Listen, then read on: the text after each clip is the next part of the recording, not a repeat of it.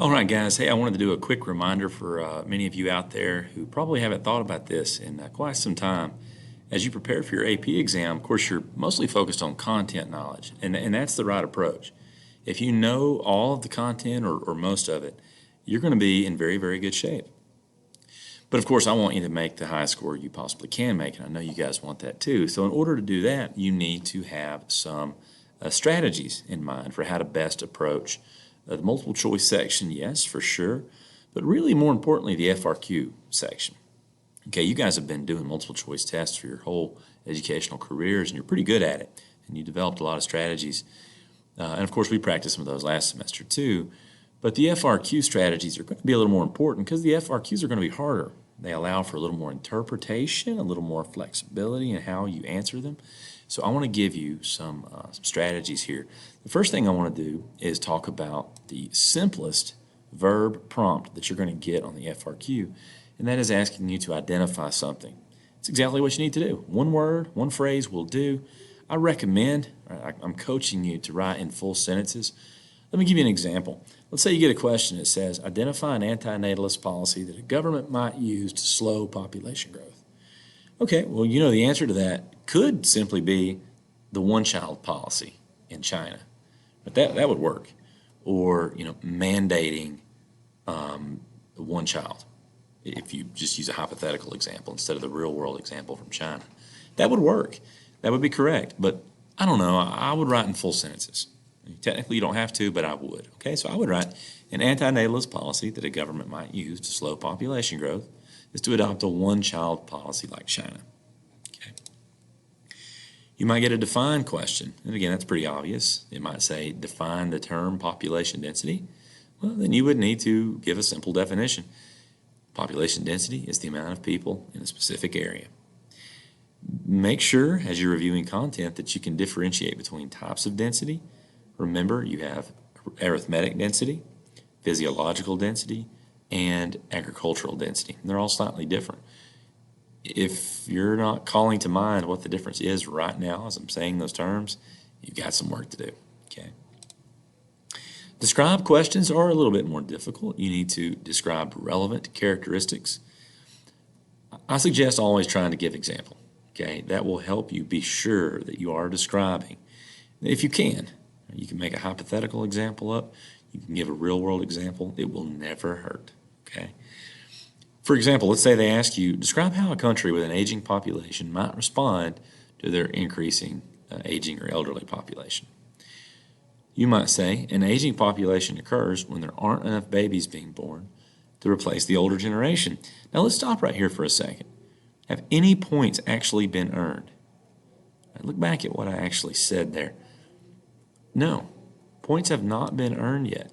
This does not describe anything. This describes what an aging population is. I've defined that, but I haven't earned any points yet, okay? I've then explained the impact of an aging population next. This puts pressure on a society by increasing the dependency ratio. I still haven't earned any points though, but I'm building a really nice response, okay? And in the last sentence, I write, governments might increase taxes on the young to help pay for services that older people need. Things like hospice care or retirement benefits, okay? Now that actually answers the question because that explains how, governments might respond to having an elderly population, okay? Be careful, again, I want to point out here, make sure you're answering the question that they actually ask. This asks how a country might respond. How might they respond? Well, the answer is actually right here. And if all you wrote was that third sentence right here, you would get points. Again, we want to give as much as we can in terms of information. So, always try to give complete, full thoughts. But again, at the end of the day, that would work. Again, one step tougher is compare. They want you to describe similarities and differences. So really a compare question is a describe question that needs a little more description. Here's an example. Compare the population theories of Thomas Malthus and neo-Malthusians like Paul Ehrlich to Esther Bostrup's theories on population. Here's an answer. Malthus and neo-Malthusians like Paul Ehrlich believed the world had or would quickly reach its carrying capacity, and we would see mass starvation as food production couldn't keep up with population growth. Okay, that's Not a comparison yet, though, right? No points yet. Bostrup said that humans had ingenuity and inventiveness on their side, and we would invent new creative ways to feed ourselves and expand our carrying capacity. Basically, all I did there was explain what Malthus and Bostrup thought, and in doing so, compared them across their point of view on the ability of humans to feed themselves and to reach ultimate carrying capacity. Okay, so that works. The explain question is the highest bar, though I'm going to show you in a second. There's kind of a spin they're going to put on those explain questions this year. To explain, you have to use evidence and some reasoning and or examples that contain evidence and reasoning in them in order to get points. It has to do some sort of work as you're giving your answer towards trying to make sense of whatever it is you're talking about. An identify or describe question doesn't necessarily show you trying to kind of complete the circle of thought, whereas an explain question has to. Let me give you an example. Maybe the question says, explain why men are often international or interregional migrants, while women tend to migrate internally or intra-regionally, right, which means within one region. Answer, men tend to be international migrants because they often immigrate to places where large amounts of manual labor are needed. For example, many men migrated to work in Qatar to build up to the 2022 FIFA World Cup. Now again, that first sentence doesn't explain really anything. It describes the situation. It's accurate, but it doesn't explain, so no points.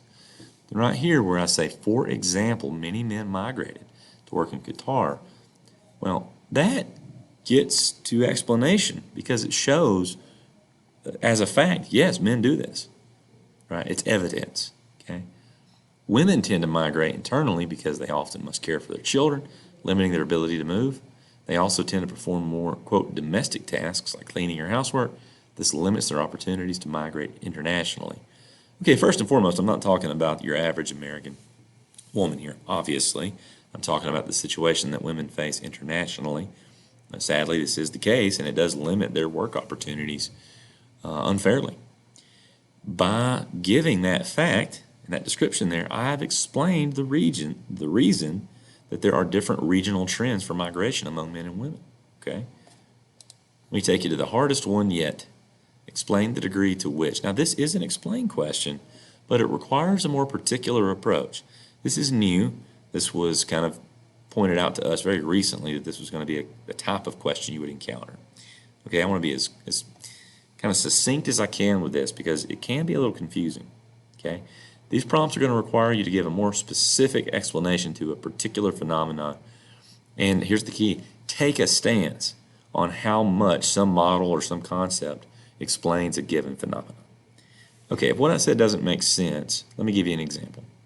Here's a question. Explain the degree to which the European Union has facilitated the increasing globalization of the world's economy.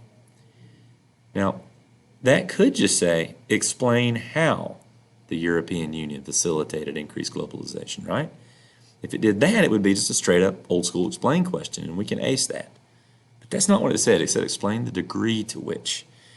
This means you're going to have to take a stance and then defend that stance. It's almost like a mini argument question, and that's not a bad way to think about it.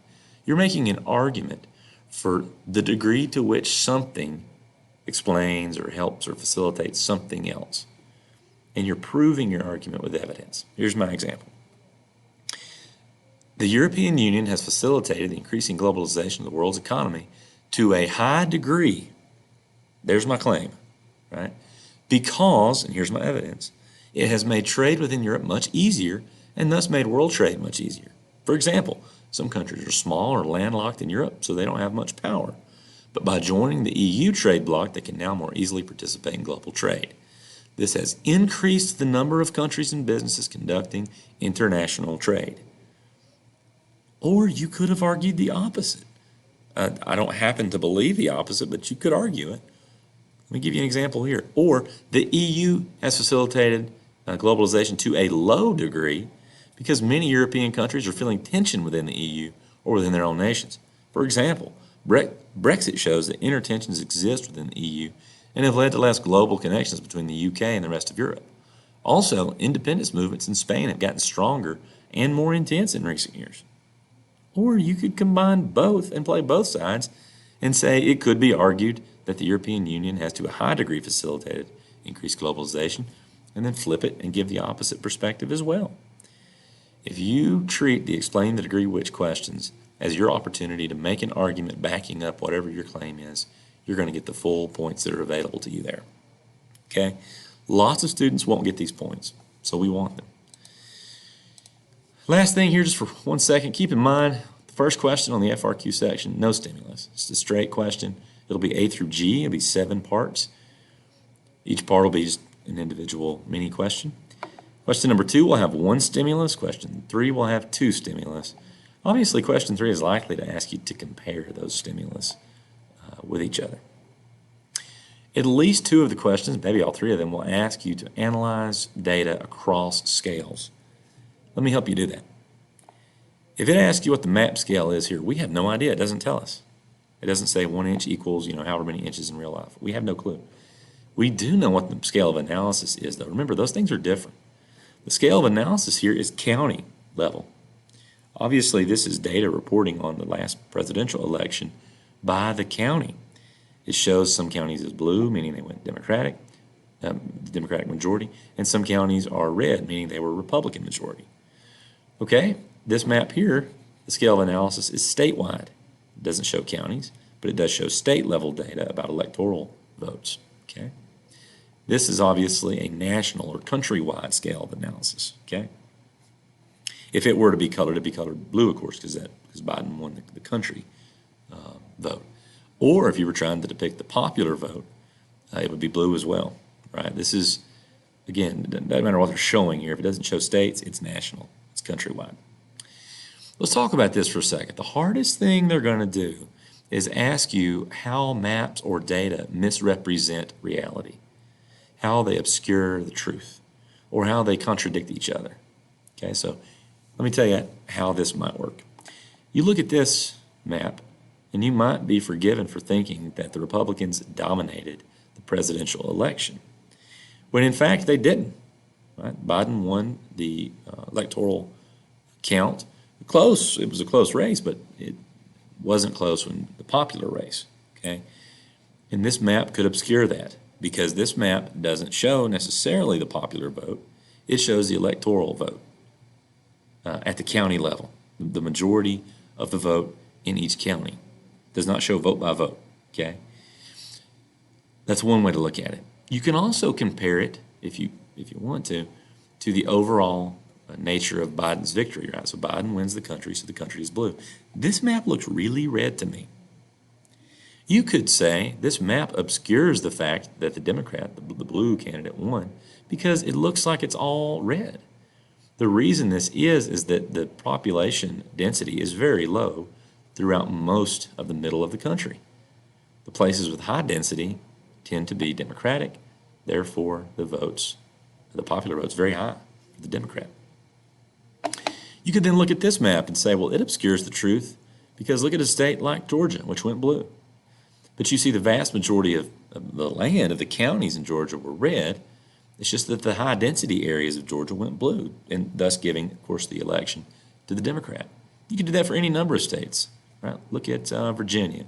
It's half blue, half red, but you only see it depicted as blue.